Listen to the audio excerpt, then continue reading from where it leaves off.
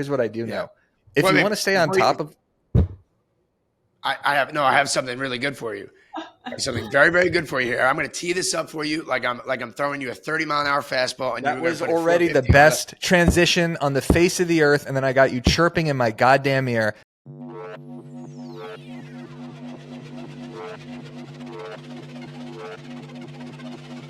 Welcome back to The Walkthrough, the most underrated show in real estate, where each and every single week we bring on top industry professionals to educate and entertain, and we walk you through this week's trending topics in real estate. I am your co-host, Dan Oneil. Thank you very, very much to everybody who has been liking, commenting, sharing, commenting on our clips on Instagram, on YouTube. We appreciate you very much. Today with me, as always, the guru, the big face guy, the guy that finally has a background. Who knew all I had to do was just flip his camera around. Big face guy, beautiful tan, Mr. Eric Simon, a.k.a. the Broke Agent. How you doing today, my friend? Fantastic. Years of creating content with the worst background of all time. All I had to do was flip the camera around, and my life has completely changed. So I'm in a fantastic mood. Ooh, today, if you are new to the show, we have my favorite, Miss Lindsay Bruhan from Fort Lauderdale. How you doing, Lindsay? You're coming to Bam Bash just for Bam Bash, correct? I am. I'm flying in for 24 hours. I'm going to spend more time on a flight than I'm actually going to spend at the party, but I'm excited. It's going to be great. I'm excited to be back. Let's Thanks go. for having me. We're going to have a great time. Today on this show, we are talking about a viral New York listing video. We're talking Twitter X and Elon's genius brain, in my opinion. Threads. We'd love to debate with Ed here on Threads today. Online reviews and much, much more. But everybody, please take 1 second here and throw us a like and a comment. Wish us the best of luck. And you know what? Wish us luck for Bam Bash. If you're not coming, what are you doing? Wish us the best of luck. Yeah, we're going to need it. We're going to need an IV, and we're going to need a lot more. We need a helicopter to get me out of there. Let's go. I'm so excited for this. Elon Musk, the genius that he is, will be rebranding Twitter, and he sets the stage for everything called X, Twitter X, right, to take off, as experts say. Eric, I'm going to tee off this to you because apparently I can't read, and you guys now have me nervous. Can you please explain what Elon is going to be doing here with Twitter X? I'm so excited because I love Twitter. I hate Threads. Threads are a joke. I haven't opened it in 6 weeks, and I will debate you to the day that you die. Eric, can you tee this up? Threads has only been alive for 3 weeks, so it would have been impossible to open it 6 weeks ago. But yes, the company that he co-founded, I think, with PayPal was called X. So he's always had a dream, Elon, of naming one of his companies X. I think personally that this rebrand is one of the most psychotic things I've ever seen in my life. Twitter is one of the most recognizable brands in the world. There's actual vernacular within the app. You could tweet something, you could retweet. Anything that has something sticky like that is incredible to actually have. Like Facebook, and you could say like Facebook me, but Instagram doesn't have it. Like that's how we talk about, like even when we're talking about threads, we talk about retweeting actual threads. So he's basically just poo-pooing this entire brand that is recognized by absolutely everybody. And then I associate X with kind of weird internet, AI, porn, possibly the letter X just does not associate well with me when it comes to an actual social platform. So, Lindsay, what are your thoughts on this? I mean, it's called X. No, but I'm saying when you send a tweet, like you're sending an X. Like I don't want to send an X. I got too many already. And he also did this insane thing on Twitter where he said, "I'm gonna like tweet out the logos to me, and I'm gonna pick the best one." And he picked one of the worst X logos. There was a really cool one with the actual Twitter bird that turned into an X. So, Lindsay, what do you think about this rebrand? I think you hit the nail on the head. There's no reason why, if it's not broke, don't fix it. Like I understand now he's kind of maybe since, we talked about how Fidelity is saying that, that it's worth now 15 billion when he paid 44 billion for it. So maybe he's getting desperate, trying to like keep it cool. But I agree. Remember that movie, like Project X? It was like a bunch of kids like in high school, like terrorizing the house. Like, that's gonna be Bam Bash. Right. Yeah. Right. I agree 100%. And I hadn't even thought about it that same way. But like you said, that's like changing the name of Facebook. Like, why would you do that? Yeah. You don't need to do it. And they did that too, almost. I mean, the Meta rebrand, but they didn't completely change the name of Facebook. But yeah, I associate Project X, the movie Triple X with Vin Diesel. Just anytime I think of the letter X. Yeah, exactly. the X Files. It's nothing that associates with a social platform. For me, Twitter has never been more alive, and I think that it was a calculated risk because he wanted there to be free speech, and we're not getting political here, but there are a lot of things that are happening right now within the government that are coming out that are saying Facebook and other platforms were actually suppressing important information, or they were pushing a certain agenda as opposed to another. The fact that we just had a congressional hearing yesterday on UFOs, and Eric's going to laugh at me a million times, that's insane, right? You're laughing because you think that that's insane, but it is objective. And it's because Elon has now given us the platform to do that and to share these things. So, while yes, I think he's taking an absolute bath, and I think the word X is the worst idea ever. I think Threads right now, I mean, this is our 4th week in a row talking about it. It feels to me like it is dying a slow and painful death. Lindsay, I don't know. Are you on Threads? Have you messed with it yet? And then I want to get back into whether Ed thinks it's sustainable or not.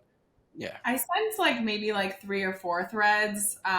It's one of those things that if I have an awesome idea, I'm going to email it to everyone in my database, or I'm going to make some content out of it. To waste it on a quick little tweet or not, whatever it is, a thread. You were so right. You hit the nail on the head too, Eric, when you said, what's the name of this? Is it a thread? I guess to waste it on a thread seems like a waste of a good idea. And then I also look back at my tweets from 2010 and I'm like, oh my God, I need to just deactivate this whole Twitter account. But the thing I could maybe, what Ed was saying kind of sparked something in me, in my brain, to maybe get to know your potential client through going through their threads, or get to know someone maybe you're trying to recruit from going through their threads. It might be a good opportunity to get to know kind of who you're talking to. But I'm in agreement. I think, Eric, you're right. It's going down. Everyone was kind of jumping on it like Clubhouse, and it's they're trying to make something happen. The average use time started, I think, at 21 to 26 minutes in the first week, dropped to 6 minutes, and I think now it's either 2 or 3 minutes. I've looked at all of the popular real estate people and seen how much that they've been threading, and some people just haven't even posted in a couple days, including myself. And it appears like engagement has fallen off a complete cliff, and nobody wants to post when you're getting no engagement. Same thing with Instagram. The more engagement I get, the more I'm likely to post, because you're getting that you're getting those dopamine hits. You're getting that rush of euphoria. It's exciting. At the beginning of Threads, everybody was just brain dumping. They had so much to say. Now no one has anything to say, and it kind of feels like this weird wasteland of hustle culture, entrepreneurs, brand managers, and meme accounts who are just trying to maintain a presence. So, but listen, they've had a year, right? They've been announcing this for a year, working on it for a year. And the fact that it came out the way that it did, where you can't search people, can't find topics, it's just, you're following random people. It gave you that dopamine hit of having followers and right. What do you talk about on there? It's kind of I think I did it 3 times, and then I just never wanted to do. I haven't opened it in probably, I can actually tell you how long, probably 2 weeks.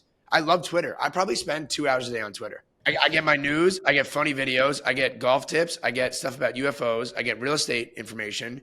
I can't find any of that on Threads. Well, yesterday, Threads just announced that now you could actually have 2 separate feeds where you have the follow feed as well. So it's not just an algorithm that's feeding you content anymore. They are going to have a search feature. They are going to implement all these things that we want, plus the DM feature, I'm sure, very soon.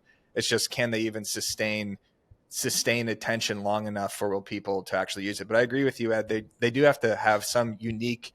They have to have some unique value prop, because Twitter does exist. So what can you do that's unique on Threads besides just kind of repurpose other content? Because I'm just seeing people putting their tweets on Threads, which I was doing, because not all of us have that much to say, right? We're not all professional writers that are just coming up with these genius things to put on text, especially real estate agents.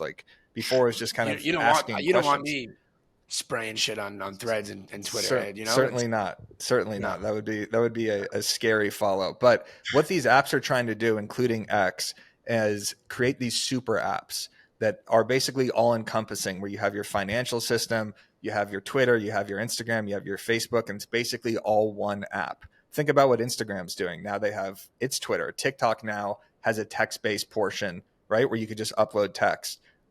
X is trying to establish a photo sharing side. So I think it's important for agents to still kind of frequent all of these platforms, because if you go all in on one and say Twitter X takes over and you just went all in on Instagram, then you're kind of screwing yourself over. So I still think it's important for agents to have, digital real estate on all these platforms to make sure that you're not going all in on one. I agree. Lindsay, I'm going to kick this to you. This is a genuine question here. Do you feel like there's too many things to be looking at, right? Whether it be Twitter and Instagram and Threads and Facebook and LinkedIn and TikTok and YouTube Shorts, right? Like, I kind of feel like you have to pick a few, right? Because if you have 10 of these that you're focusing on, you're not going to give it 100%. So Lindsay, like, what are your like go-to? It's exhausting, honestly, hearing you say that, Eric, being like, okay, we have to use all of them. It's like, okay, but this is a fraction of the pie of our business. And the people that are not yet getting like leads on social media, for them to be like on all of these things as well, and like doing like the old school methods of prospecting that we all had to do when we got into the industry. I don't know how they're feeling right now, because I no longer have to do that because of my Instagram presence. And then I also find that like repurposing the same content across 4 different platforms is redundant, for one. For two, it's like one platform likes you editing the videos inside of it. So it's kind of like you have to pick your platform that you foresee like is going to take you to the end. And I think just like devote time to that. And I mean, I also need a YouTube presence. It's never ending. I think, pick where you're very comfortable with and where you think it's going to take you somewhere, and stick to that. I'm on Instagram. That's pretty much my jam right now. I don't know. At Sold by Lindsay, by the way, go follow her. I do think that you're right. Like, I'm a full-time content creator now, basically. So I have to be on all these platforms. Real estate agents that are doing deals, that have families, that are dealing with actual clients and escrows and problems. You can't be worried about, did I upload to Threads 5 times a day? So totally agree with you on that point. I was just saying, like, it can be risky if you go all in on one, because you could get your account removed if you're not building an email list. I mean, we talk about this ad nauseum on the walkthrough, but I think that's all right. So I wouldn't go all in on Threads. I wouldn't go all in on Threads. That would be the last platform I would go all in on. Well, right. As we wrap this segment up here, predictions from left to right. Lindsay, please go first. Your prediction on Threads. Will this be around? I don't know, one client that's on there, but do you think this will stick around, or do you think this will be something like a Clubhouse? Or Eric, what was that app? Be Real, that you hyped up in 3 days and it was gone? Look, I just got my pulse. I got my pulse on what's going on. That's all. Go ahead, Lindsay. What's your prediction? Eric called it a wasteland, and I can't agree more. It was like, it's so true. Anyone who like needs to get all their thoughts out is either doing so on Facebook or doing so on Twitter. And Threads was a nice little veer in that direction, but I think it's going downhill. If I need to get my thoughts out, I'll call my therapist. Eric, what is your prediction? Right. What is your prediction on Threads as a content creator, but also knowing a ton of real estate agents and being involved in BAM and so on and so forth? Your prediction right now.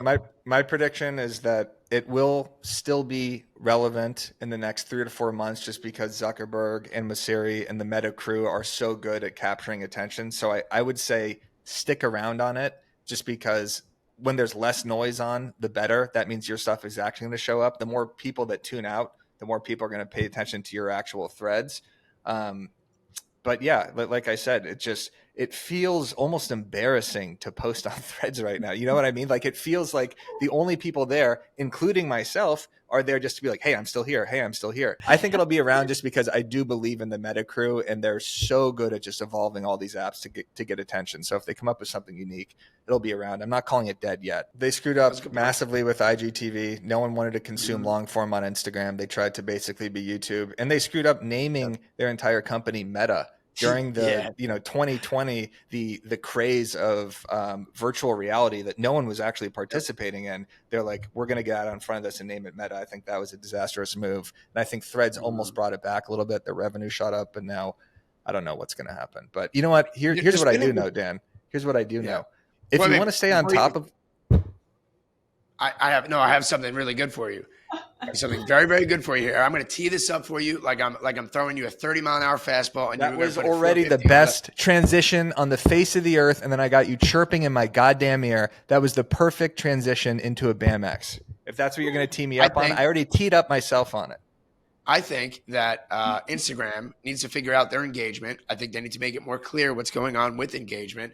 And in the comments, let us know if you're using Threads, what you think of it, any strategies that are working. If you think it will survive. And Eric, you know what works? For just a cup of coffee a month, buddy. You know what works, Eric? Yeah, I do know what works. And everybody here should know what works at this point.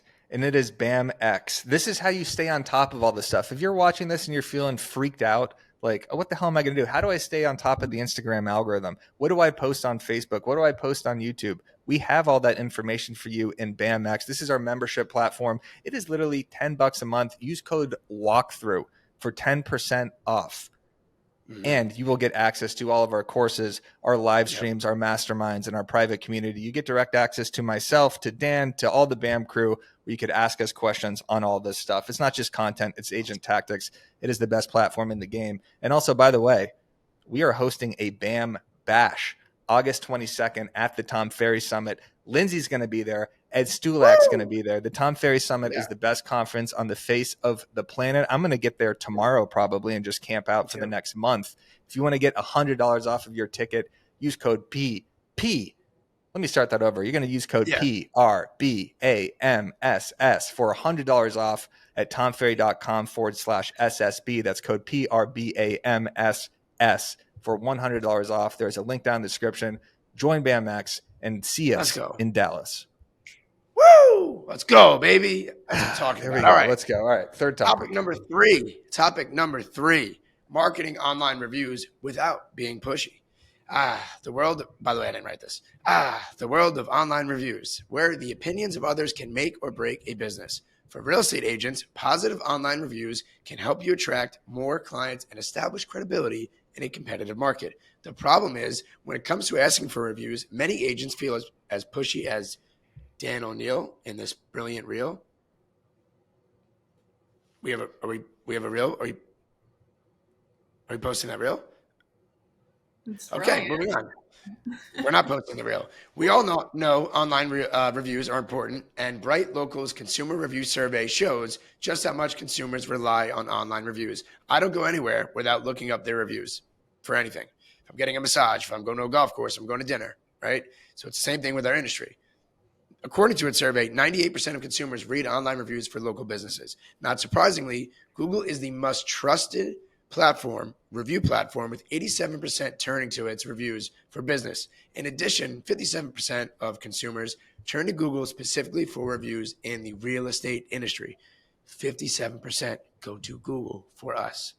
The biggest problems when asking for reviews, or maybe lack thereof, are lack of follow-up with the consumer that you just sold to, fear of being pushy, right? You don't want to ask them 100 times, neglecting different review platforms. Start working for that review on day one, right? So in the beginning of the transaction, maybe when you go under contract, when you get that accepted offer, make leaving reviews convenient and easy. So everybody's busy, right? Like, don't send them a Raven. Give them the link, do it at the closing, do it in front of them, tee it up for them. It takes 2 seconds. And timing is key. I always find that when somebody says, thank you, Eric, you're welcome. And if there's anything I can do for you, let me know. Well, actually, here's a Google review right here. Would you mind just typing one out for me really quick? It works every time, all the time. Lindsay, what about you? How do you go about it? Do you have an SOP for it? And what platforms do you get these reviews on? For me, my team, we have 286 5-star reviews on Zillow. I don't really think that people are going on Zillow, like our page, anymore because of Flex, and right, they're just clicking away on a listing. You can't even find the page, really. So we started really harping on Google My Business. And what I've been doing is, one of these strategies is I've been reaching out to past clients and telling them that I'm in a competition to get to 500 Google reviews, 5-star. And so we got about 100 in this past week. And what it has done is I've linked it to my website, and we have gotten, I think it's plus 650% traffic in 2 days just by posting on Google My Business, getting those reviews, and we've generated 12 leads from it. So Lindsay, right, what are you getting reviews on, whether it be Facebook, Zillow, Google My Business? That traffic is huge. Lately, I've been on Google My Business and Zillow. I find that people don't want to leave like 3, 4, 5 reviews. You know, it'd be nice in a perfect world to throw them on Facebook as well. But Zillow's a beast. We all know that. So I always have my clients review me on Zillow, even though I'm not paying to be on Zillow or anything.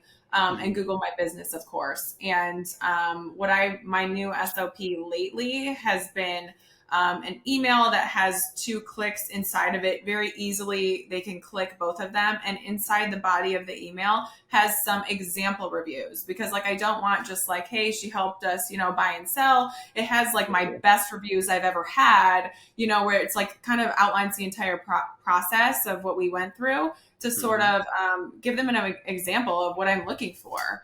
And also lately I've been having another member of my team kind of reaching out to the people I'm asking reviews for and asking how it was, because I find that it's not always how the deal was, but how you handled any sort of hiccups. So when they reach out and ask kind of a third party, like, how was your experience? If it's anything that's not amazing, then we can, go forward with making it right. I think it's about making it right.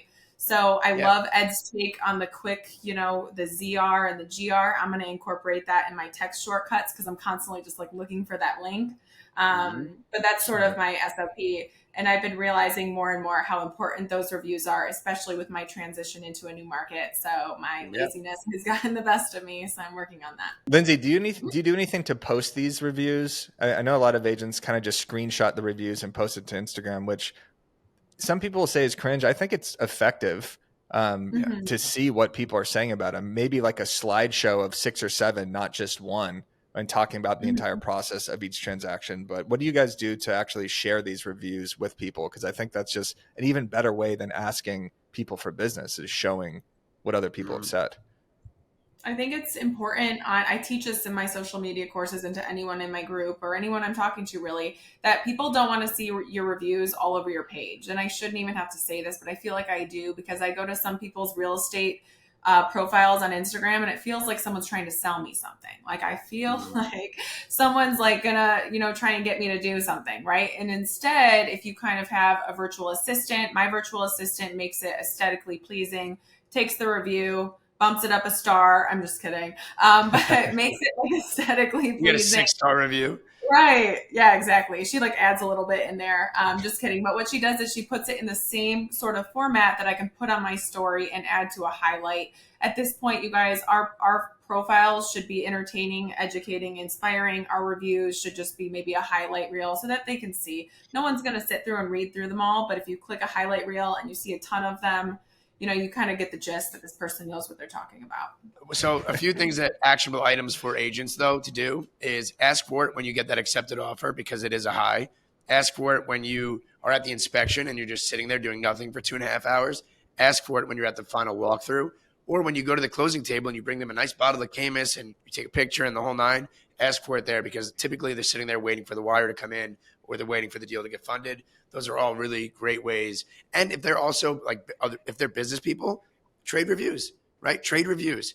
What I've been doing is I've been making it a point to go back to my past clients that I actually didn't get reviews from, and just, 10 a day, calling them and asking them, saying, hey, we're really trying to do this. We're trying to set a record in a competition. And through that, I was actually able to generate 6 listings this week from just calling to ask them to do a Google review. So it's a great touch. That's a great touch. Remind them how awesome the experience was. Yeah, I like the competition approach too. The competition approach is so much better, instead of just saying like, hey, like, can you please give me a review? It's, hey, I'm competing with other people. It makes it fun. It makes them feel like they're a part of it. Smart. Yes, and they love you, they like you, they want to refer you, and you generate business from it. So those are a couple of actionable items right there on how to get some reviews. Don't be pushy, and just make sure that you're actually doing these things, right? Like, you don't realize how important these reviews actually are. When someone Googles you, you want to be shown in the best light. And if I were you, I would get that 1-star review the hell off your page. But fortunately, you get enough business elsewhere that it doesn't matter. Anyway, yes, Eric, what do you think that agents, like, for sharing the review, last point here, do you think that maybe sharing the story of the transaction and then ending it with like maybe a carousel of sharing the story of the transaction and ending it with the review is a good way of putting it out there? Yes. Okay. That's all I got on that. Yes. Okay. Sure. I think that's definitely a good way. I think what we're doing for reviews for either BAMX or Coffee and Contracts is just doing organic Facebook comments. So we're not really asking for reviews yet. I think we want to start doing that. But if someone just says in the comments like, oh, we're getting so much value out of that, which they are, and you should use code walkthrough for 10% off and become a member of this incredible community, there's a link down in the description. It is. How do you spell that? WALKTHRU. Walk through.